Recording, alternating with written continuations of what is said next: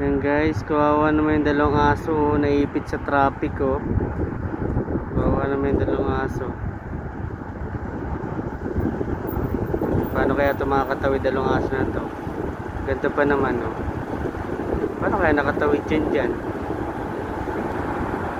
Oh, yan, paano siya makakatawid dyan sa ano? Ito pa sa gitna na yung stoplight siya talaga oh. Kawawa naman yung dalawang aso. Sino kaya naglagay sa inyo dyan? Yan o, tatawid na yung isa o. Tatawid, gusto tumawid yung isa. Huwag kang tumawid siya, mabangga ka. Baka dito na. Kawawa naman dalawang aso.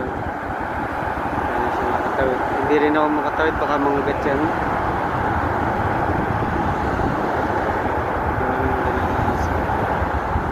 Naipit sa ano.